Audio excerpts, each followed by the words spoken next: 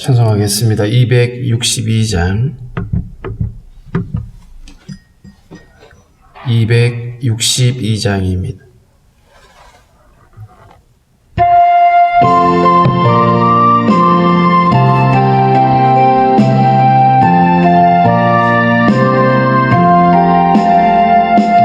날 구원하신 예수님 영원히 찬송하겠네. 저 죄인 어서 주께 와 제사유하심 받으라. 구하라 주실 것이요 찾으라 얻을 것이라. 죄 중에 상한 영혼을 주 온전하게 하시네. 주 우리 죄로 인하여 피 흘려 죽으셨으니 주밖에 없는 사랑을 만 백성 알게 전하세. 주 예수 사랑 못 잊어 나 항상 눈물 흘리네. 이 세상 어디 가든지 나 주만 생각합니다. 목마른 자의 세매와 영생의 물을 마시라. 내 주를 사랑한데도 늘 맘에 부족하도다.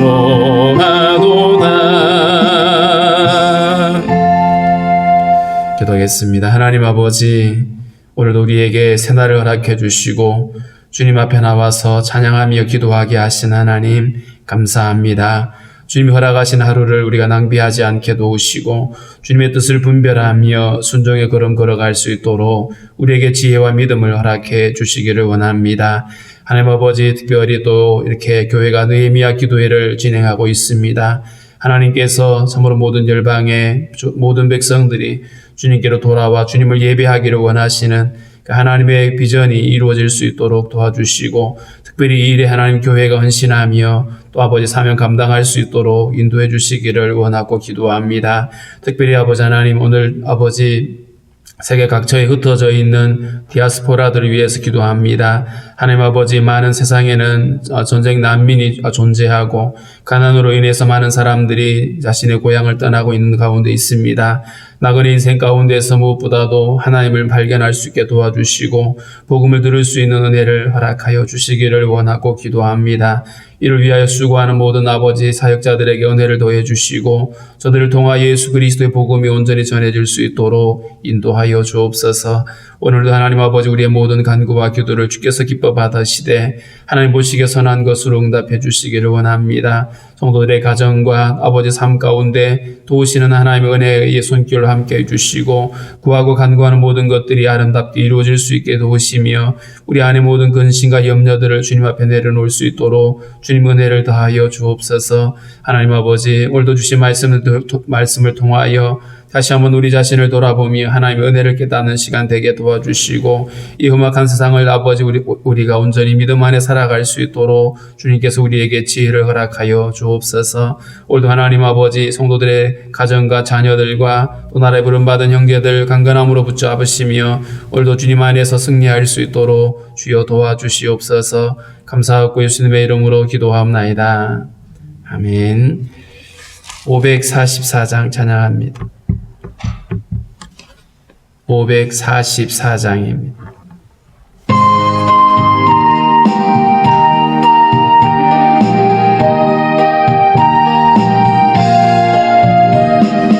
울어도 못하네.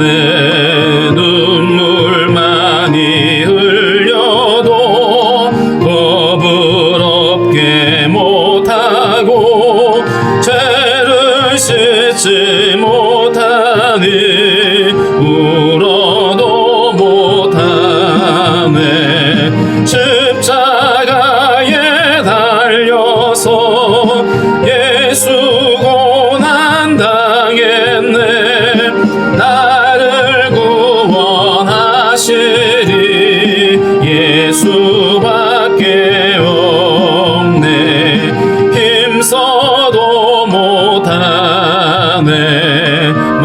말과 뜻과 행실이 깨끗하고 착해도 다시 나게 못하니 힘써도 못하네. 십자가에 달려서 예수 고난 당했네. 나를 구원하시리 예수밖에 없네. 참아도 못하네. 알 수 없는 죄인이 흉한 죄에 빠져서 어찌하니 죽을까.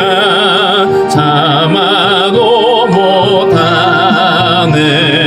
십자가에 달려서 예수 고난 당했네. 나를 구원하시리 예수밖에 없네. 믿으면 되겠네. 주 예수만 믿어서 그네를 힘입고 오직 주께 나가면 영원 삶을 얻네. 십자가에 달려서 예수 고난 당했네. 나를 구원하시리 예수밖에 없네.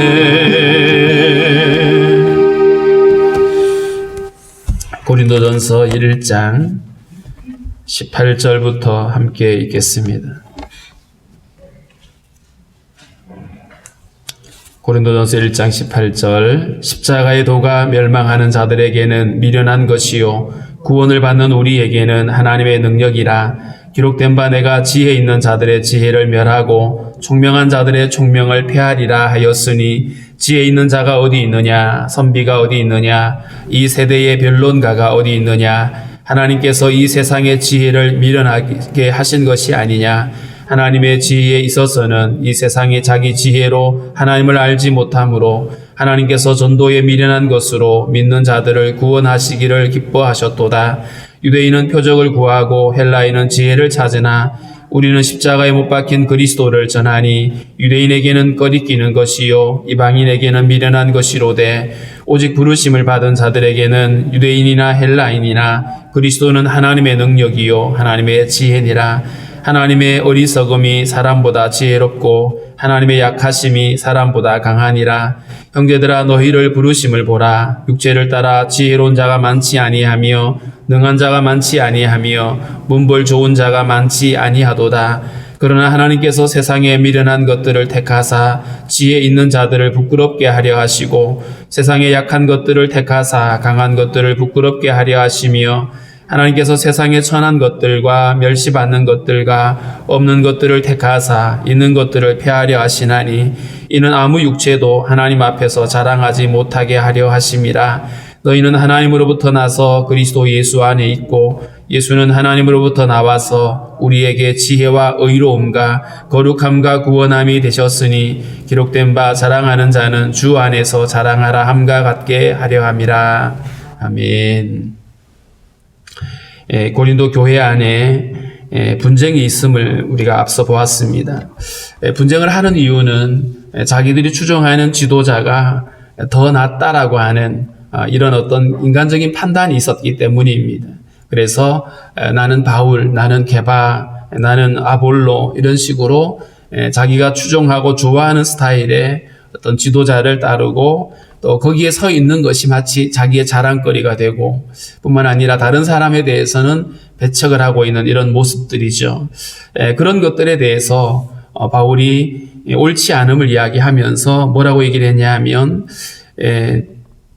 나는 말의 지혜로 하지 않는다라고 말했습니다. 복음을 전하면서 주님이 나를 부르신 이유가 복음을 전하게 하기 위함이지 말의 지혜로 하게 하는 것이 아니라고 이야기를 하면서 오늘 이 본문에 이어지는 말씀을 합니다. 십자가의 도가 멸망하는 자에게는 미련한 것이고 구원을 받는 우리에게는 하나님의 능력이다. 여기서 말하고 있는 십자가의 도는 예수 그리스도의 십자가의 죽음을 우리가 믿고 또 예수를 믿음으로 우리가 구원을 받게 되는 복음을 의미합니다. 인간적인 어떤 판단을 보면 예수님이 십자가에 죽으신 그것을 통해서 우리가 믿음으로 구원을 얻는다라고 하는 것이 사람들에게 쉽게 이해가 되지 않고 도리어 사람의 열심이나 어떤 사람의 정성이나 어떤 종교 의식을 통해서 구원을 얻게 되어진다라고 말하면 훨씬 그것이 더 맞아 보이는 거죠. 뭔가 내가 열심히 노력을 하고 애를 써서 그래서 뭔가 우리가 받아내는 거기 어떤 대가로 우리가 받는 것이 구원이라고 생각을 하면 훨씬 더 사람들에게 쉽게 이해가 되죠. 우리가 뭘 했으니까 내가 이렇게 하고 내가 제사를 지내고 내가 어떤 율법을 지키고 어떤 그런 것에 근거로 해서 구원을 얻는다 그러면 훨씬 사람들을 설득하기가 쉬운데 그런 것이 아무 의미가 없다. 오직 그리스도를 믿음으로 구원을 받는다. 이러한 복음이 사람들에게는 미련해 보인다. 이렇게 얘기를 하고 있습니다. 그러나 구원을 받는 우리들에게는 하나님의 능력이 된다. 여기서 십자가의 복음 안에 담겨져 있는 하나님의 능력, 우리를 죄와 사망의 권세에서 구원하시고 뿐만 아니라 우리로 하여금 하나님의 자녀로 살아가게 하시는 그 축복들이 다 이 복음 안에 담겨 있다라고 하는 것이죠. 자, 그렇기 때문에 여기서 멸망하는 자에게는 미련한 것이다. 이 복음에 대해서 어떤 이들은 그것을 거부하고 그것을 우습게 여기고 그걸 오히려 더 사람들은 배척을 하는데 그런 사람들에게는 이 십자가의 도가 도리어 그들에게 멸망하는 어떤 멸망의 근거이고 심판의 근거이다. 왜냐하면 하나님이 우리에게 구원의 은혜를 내미셨는데 그걸 거절했기 때문에 여전히 그는 심판 가운데 남아있는 겁니다. 빛으로 오신 주님이 오셨는데 어둠에 속해 있는 자가 빛을 거부했기 때문에 그는 여전히 어둠에 남겨진 것이죠. 그렇기 때문에 여기서 멸망하는 자들에게는 자기의 죄와 자기의 어떤 그 죄의 생명으로 인해서 심판에 이미 이르게 되어진 자들이 그걸 거부함으로 인해서 결국 멸망에 이르게 된다. 그러므로 예수 그리스도의 이 십자가의 복음에 대해서 어떻게 반응하느냐에 따라서 분명하게 나뉘어지죠. 어떤 이들에게는 멸망이고 또 어떤 이들에게는 그것이 구원이 되어집니다. 구원을 받는 우리에게는 하나님의 능력이 된다. 여기서 구원을 받는 우리, 구원을 이미 받았고 앞으로도 계속해서 이어지는 개념인데 이 구원을 받는 우리들, 그리스도를 우리가 받아들임으로 인해서 어둠에 있던 우리가 그리스도를 받아들임으로 인해서 이제 우리가 빛 가운데로 속하게 되어지는 것처럼 우리가 구원을 받는 백성이 되는 거죠. 복음을 받아들임으로 인해서 우리는 그 죄와 사망의 권세에서 자유함을 얻게 되는 하나님의 구원이 이제 우리에게 주어짐을 말하고 있습니다. 사람들은 여전히 어떤 인간적인 열심, 종교적인 어떤 열심이 구원을 가져다 준다라고 믿고 있죠. 특별히 유대인들이 율법에 대해서 그런 생각을 가지고 있습니다. 율법에 따라서 절기를 지키고 또 여러 가지 제사를 지내고 또 종교의식을 행함으로 인해서 그것이 마치 자기들의 선함이고 그것이 자기들의 의로움이라고 그렇게 믿고 있는데 근데 복음은 그것이 아니라고 말하죠. 인간의 어떤 노력도 어떤 열심도 구원에 이룰 수 없다라고 얘기를 합니다.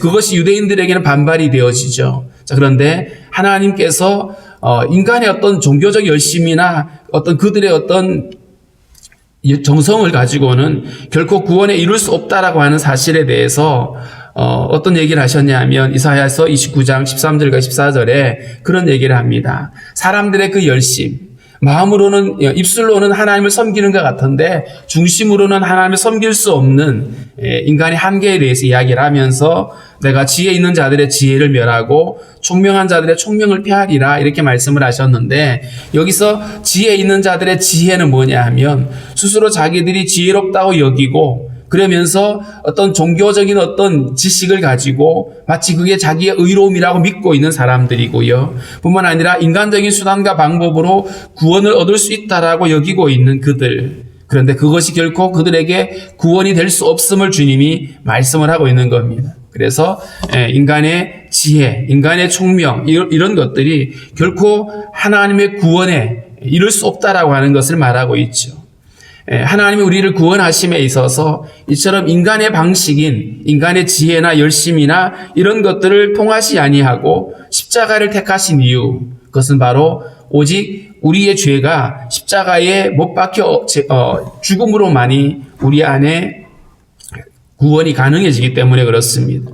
죄의 생명에서 나올 수 있는 것들은 선한 것이 없고 의로운 것이 없죠. 그렇기 때문에 인간의 인간으로부터 나오는 지혜나 열심이나 정성이나 이런 것들을 가지고는 결코 구원에 이를 수 없다. 그러므로 인간이 가지고 있는 그런 것들을 자랑을 하거나 그것을 우리가 사모하면서 그것을 우리 어떤 하나의 가치로 여기는 것이 얼마나 무의미한지를 말해주고 있는 겁니다. 20절에 지혜 있는 자가 어디 있느냐, 선비가 어디 있느냐, 이 세대의 변론가가 어디 있느냐, 하나님께서 이 세상의 지혜를 미련하게 하신 것이 아니냐. 아무리 똑똑하다고 해도, 아무리 지혜롭다고 해도 그 지혜를 가지고 하나님을 알 수 없을 뿐더러 구원에 이를 수가 없다라고 하는 것이 바로 성경이 우리에게 말해주고 있는 진리인 것이죠. 그래서 20절에서 말하고 있는 세상의 지혜, 아무리 사람들이 애를 쓰고 노력을 해도 그것은 상대적인 지식에 불과하고 그것이 우리를 구원에 이르게 할 수가 없다라고 하는 것을 강조하고 있습니다. 21절에 하나님의 지혜에 대해서는 있어서는 이 세상이 자기 지혜로 하나님을 알지 못하므로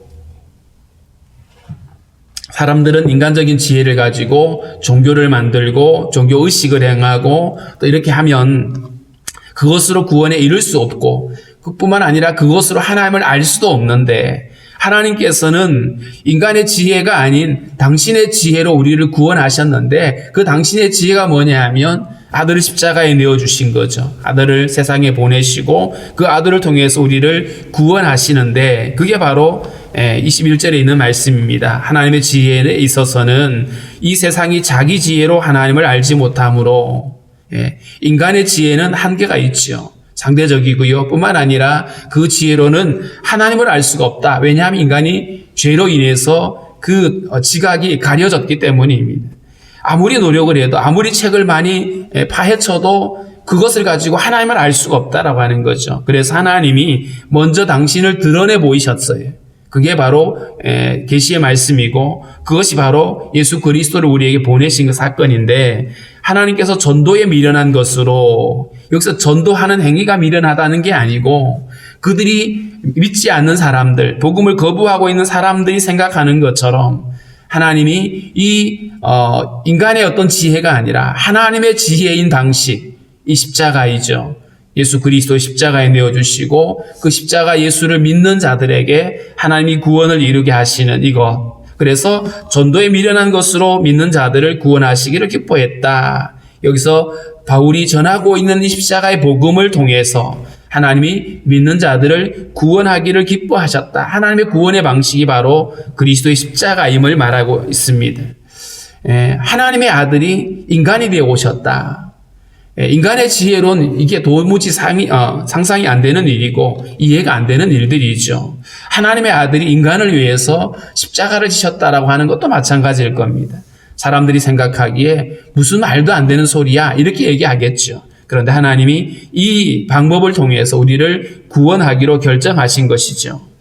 22절과 23절에 보면 사람들이 구하는 것과 하나님이 주신 것이 어떻게 차이가 있는지를 말해주고 있는데 유대인은 표적을 구하고 이 표적은 뭔가 하나님으로부터 나타나는 어떤 하나의 현상들이죠.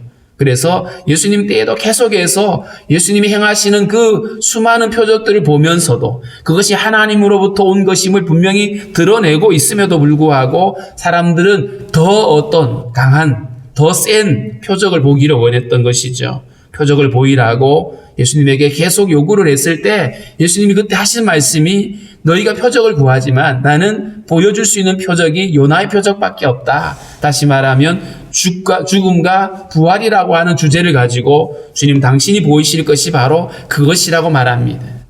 유대인들은 표적을 구하고 헬라인은 지혜를 찾으나 헬라인은 이 로마를 중심으로 하는 사람들인데 이들은 굉장히 그 당시에 헬라 철학에 굉장히 집중하는 사람들이죠. 그러다 보니까 이성적인 판단, 논리 이런 것들을 추구하는 사람들인데 그런데 우리는 십자가에 못 박힌 그리스도를 전한다.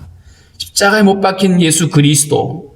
하나님의 아들이 세상에 오셔서 우리의 죄를 대신하고 십자가에 죽으신 이것을 전하고 있죠. 그러니까 바울이 전하고 있는 것은 세상 사람들이 기대하고 있는 이성적인 논리나 어떤 지식이 아닌 거죠. 예수 그리스도를 전하고 있는데 유대인에게는 거리끼는 것이다. 왜냐하면 십자가에 못 박혀 죽은 예수, 그런 예수가 무슨 우리의 구원자야. 왜냐하면 유대인들이 원하는 구원자는 자기들 나라를 해방시켜주고 정치적으로 독립을 시켜주고 나라를 번성하게 만드는 그런 메시아를 기대했거든요. 그러니까 십자가의 죽음에 넘겨지는 그런 메시아를 기대하지 않았습니다. 그러니까 뿐만 아니라 그 예수를 자기들이 죽였잖아요. 그러니까 바울이 전하는 이 복음이 그들에게는 거리끼는 거였다. 듣고 싶지 않은 얘기였죠. 그리고 이방인에게는, 여기서 말하는 이방인은 헬라인이고 또 로마인들입니다. 이들은 스스로 지혜 있다고 여기고 있는 사람들이죠. 자, 이들에게는 미련하게 보인다. 아니 어떻게 죽은 예수를 믿는 것이 구원을 받느냐라고 말할 수 있겠죠. 더군다나 이 로마인들이 생각하는 십자가는 죄인들, 아주 중죄인들이 처형을 당하는 형틀인데 그런 사형수가 어떻게 우리에게 구원자가 될 수 있느냐? 매치가 안 되는 거죠. 그러니까 십자가에 죽은 예수가 우리의 구원자라고 하는 이 말이 적어도 로마인들에게는 상상이 안 되는, 그리고 매치가 안 되는 것이기 때문에 그들이 보기에는 미련하다라고 말하고 있습니다. 자, 그런데 24절에 보면 오직 부르심을 받은 자들에게는, 여기서 부르심을 받은 자들은 앞서 18절에서 구원을 받는 우리에게는 이 말과 같은 얘기죠. 그런 우리들에게는 유대인이나 헬라인이나 그리스도는 하나님의 능력이요 하나님의 지혜다. 우리를 그 죄와 사망의 권세에서 어떤 방법으로도 벗어날 수 없는 우리 인간의 그 절망을 주님께서 해결하시기 위해서 하나님이 계획하신 일, 이것이 하나님의 지혜인 거죠. 예수 그리스도의 십자가를 통해서 우리를 거듭나게 하고 우리에게 새로운 생명을 주시는 것이 하나님의 지혜에서 나온 것이고 이것이 하나님의 능력으로 되어진 것이다. 사람들이 이런 지혜를 꾸민다고 해도 사람은 이걸 할 수가 없어요. 왜냐하면 인간 스스로 의로운 자가 없고 모두가 다 죄인이기 때문에 그런 것이고 뿐만 아니라 죽음에서 살아날 자가 없죠. 이것은 오직 하나님만이 하실 수 있는 하나님의 구원인 겁니다. 그래서 구원을 받는 우리들에게는 혹은 부르심을 받은 우리들에게는 그들이 유대인이든 헬라인이든 관계없이 모두가 다 그리스도는 하나님의 능력이고 하나님의 지혜가 된다라고 이렇게 말씀하고 있고요. 그 다음에 25절에 하나님의 어리석음이 사람보다 지혜롭고 하나님의 약하심이 사람보다 강하니라. 우리가 아무리 똑똑해도 사람이 아무리 지식을 쌓고 뭐 대단한 학위를 많이 가지고 있어도 하나님의 지혜에 비교할 수가 없습니다. 그래서 인간의 어떤 지혜도 하나님은 능가할 수가 없죠. 그래서 그렇게 표현하는 겁니다. 하나님의 어리석음이 사람보다 지혜롭다. 하나님이 어리석을 수는 없지만 사람들에게 쉽게 설명하기 위해서 아무리 인간이 똑똑하고 대단해도 하나님의 어리석음에 비할 수 없다. 거기에도 미치지 못한다는 것이고요. 그 다음에 하나님의 약하심이, 하나님이 약할 리가 없지만 하나님의 가장 연약함이 있다고 하더라도, 설령 있다고 하더라도 사람의 그 어떤 것보다도 강하다라고 이렇게 표현을 하고 있습니다. 완전하신 하나님. 그렇기 때문에 인간적인 지혜를 가지고 하나님의 지혜를 판단을 하거나 이렇게 할 것이 아니라 하나님이 정하시고 결정하신 일에 우리가 오직 믿음으로 받아들이는 것이, 이게 진짜 지혜인 거죠. 자기 지혜를 내세우고 자기 논리를 앞세워가지고 복음을 판단하고 그것을 배척한다라면 그건 어리석은 일인 것입니다. 왜냐하면 완전하신 주님이 우리를 위하여 계획하시고 설계하시고 우리에게 완성해 주신 것이기 때문에 그런 것이죠. 그래서 복음이야말로 예수 그리스도의 십자가의 도야말로 우리를 죄와 사망에서 구원하시는 유일한 길임을 우리는 잊지 말아야 됩니다. 그 다음에 26절부터 이어지는 말씀은 하나님께서 우리를 부르실 때에 우리 편에서 지혜가 있고 또 능력이 갖추어져 있고 이런 사람들을 부르시지 않았다라는 거예요. 똑똑하고 능력 있고 이런 사람들, 그것이 구원의 조건이었다라면 그런 사람을 불러야 맞겠죠.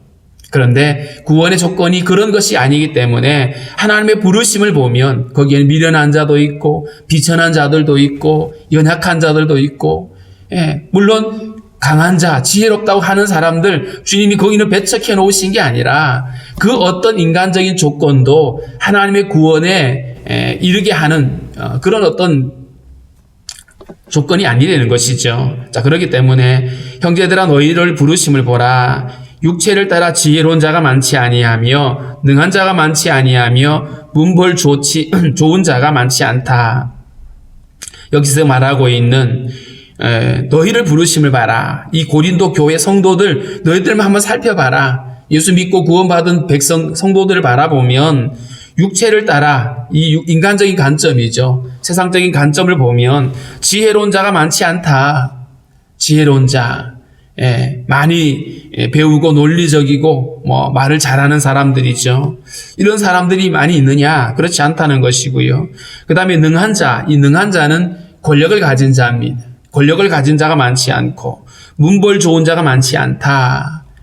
많이 배우고 좋은 가문에 태어난 사람들, 그런 사람들이 많지 않다는 거죠. 도리어 미련하고 연약한 사람들, 하나님께서 세상에 미련한 것들을 택하사 지혜 있는 자들을 부끄럽게 하려 하시고 세상에 약한 것들을 택하사 강한 것들을 부끄럽게 하려 하시며, 하나님께서 세상에 천한 것들과 멸시받는 것들과 없는 것들을 택하사 있는 것들을 폐하려 하시나니, 하나님 부르신 자들, 또 하나님의 쓰임을 받은 사람들을 보면 그들은 인간적인 어떤 강점을 가지고 있거나 힘이 세거나 지혜가 있거나 가문이 좋거나 이런 사람들 택해서 주님이 일하시지 않았다라는 거예요. 늘 연약한 자, 비천한 자, 없는 사람, 이런 사람들을 통해서 주님이 일하셨죠.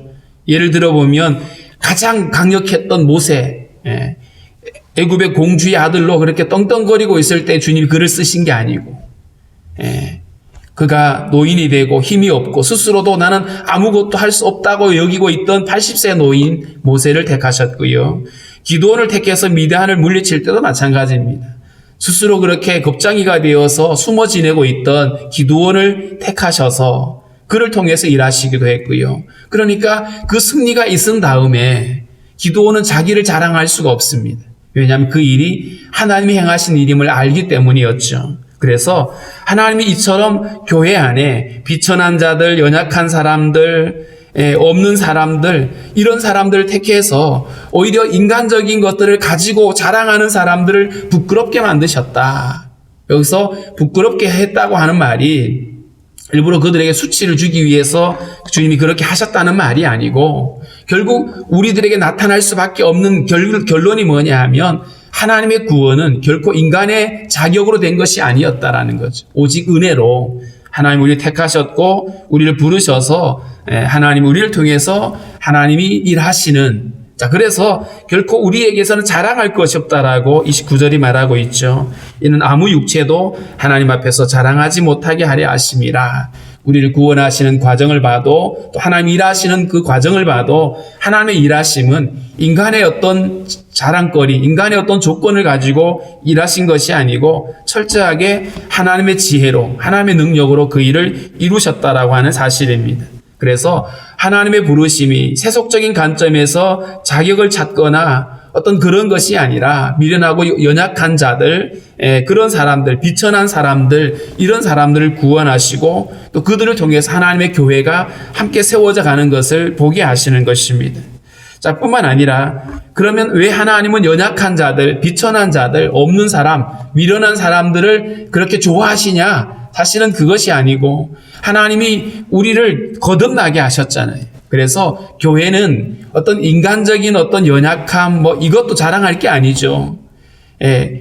우리를 연약할 때 부르셨다고 해서 연약함을 자랑할 게 아니라 사실이 우리가 자랑해야 될 것은 우리 안에 거하시는 주님을 자랑해야 되는 거죠. 그래서 30절에 보면 너희는 하나님으로부터 나서 그리스도 예수 안에 있고 예수는 하나님으로부터 나와서 우리에게 지혜와 의로움과 거룩함과 구원함이 되셨다.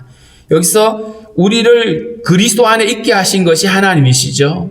그리고 그리스도께서 우리 안에 계심으로 인해서 우리가 이것을 거듭난다라고 말하는데 예수 그리스도께서 우리 안에 생명으로 거하심으로 인해서 이제 우리는 주님과 연합한 자가 되고 내 안에 있던 나의 비천함, 인간적인 지혜 이런 것들은 다 이제 소멸이 되어지고 내 안에 그리스도가 남게 되는데 그리스도의 지혜와 그리스도의 의로움과 그리스도의 거룩함과 그리스도의 구원함이 이제 우리 것이 된 겁니다. 그래서 우리가 거듭났다라고 하는 것이 우리 안에 이전에 가지고 있던 모든 것들이 이제는 십자가에 함께 못 박혀져서 그것이 자랑거리든 그것이 부끄러움의 어떤 수치거리든 간에 다 십자가에 넘겨지고 이제 우리에게 남겨진 것은 그리스도가 남는다. 이게 바로 성도인 것이죠. 그래서 우리에게 지혜와 의로움과 거룩함과 구원함이 되셔서 이제는 우리가 그리스도로 사는 자인 겁니다. 내가 죽고 그리스도로 사는 사람, 그래서 예수 그리스도의 생명으로 살게 되어질 때에 더 이상 거기에서 우리가 자랑할 것은 내 안에 남아있는 주님밖에 없는 것이죠. 그래서 31절이 기록된 바 자랑하는 자는 주 안에서 자랑하라 함과 같게 하려 함이라.